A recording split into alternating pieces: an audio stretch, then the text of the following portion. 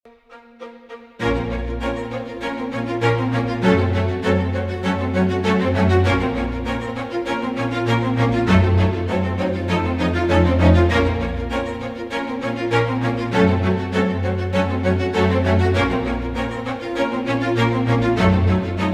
৬ ফেব্রুয়ারি নগরীর এনায়েত বাজারে পিস্তল উঁচিয়ে গুলি করার ঘটনায় সংগঠন থেকে বহিষ্কার হল আবু সালেহ আবিদ।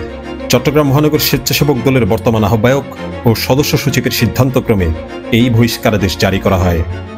উল্লেখ্য, গত ৬ ফেব্রুয়ারি আধিপত্য বিস্তার ও দখলদারিত্বকে কেন্দ্র করে উত্তপ্ত হয়ে ওঠে এনায়েত বাজার এলাকা। এর জের ধরেই নিজ রাজনৈতিক দলের নেতাকর্মীদের উপর ২ রাউন্ড ওপেন ফায়ার চালায় আবু সালেহ আবিদ।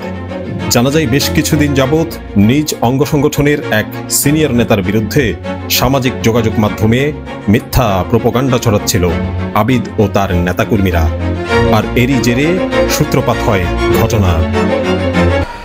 ঘটনাটা আসলে এই ৫ই আগস্টের পর থেকে এলাকার মধ্যে নিজেদেরকে জাহির করার জন্য অনেকে অনেকভাবে চেষ্টা করে। এখন কথা হচ্ছে, রাজনীতির মধ্যে প্রতিযোগিতা থাকবে, প্রতিহিংসা থাকা ভালো না।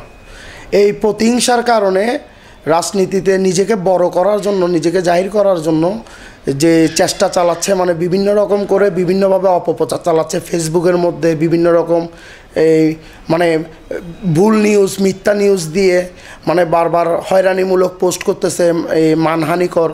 এই কর্মীদের মধ্যে একটা হতাশা সৃষ্টি হয়েছে, ভাইয়ের বিরুদ্ধে এই ধরনের এই অপপ্রচারগুলো তারা মেনে নিতে পারছে না। তো তারা এই মেনে নিতে না পারার কারণে ওই যারা পোস্ট করছে তাদের সাথে আলোচনা চালাচ্ছে যে এই ধরনের পোস্টগুলো করার মানে কি। তো এরকমই একটা সাধারণ বিষয় কথা কাটাকাটির মধ্যে এক পর্যায়ে আবু সালেহ আবিদ তারকে জাহির করার জন্য, তার আধিপত্য বিস্তার করার জন্য তার কাছে থাকা অবৈধ অস্ত্র দ্বারা ৩ রাউন্ড ফায়ার করে। ওপেন ফায়ারিং এর ঘটনাকে দ্রুত আমলে নিয়ে ৭ ফেব্রুয়ারি নিজ এলাকা থেকে আবিদকে গ্রেফতার করে কোতোয়ালি থানা পুলিশ।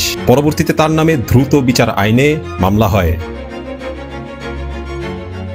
এছাড়াও আগে থেকেই আবিদের বিরুদ্ধে রয়েছে ডাকাতি, চাঁদাবাজি, দখলদারিত্ব সহ নানান অপকর্মের অভিযোগ। জি, আমার হচ্ছে ট্রান্সপোর্টের বিজনেস। আমি 2018 সাল থেকে ব্যবসা করতেছি। আর আমার যে ট্রান্সপোর্ট নিয়ে যাই এটা হচ্ছে মোসামলিয়া ট্রান্সপোর্ট। তো আমি আমার খালার জামাইরে আমার ট্রান্সপোর্টে আমার মায়ের অনুরোধে পার্টনার হিসেবে নিয়েছিলাম।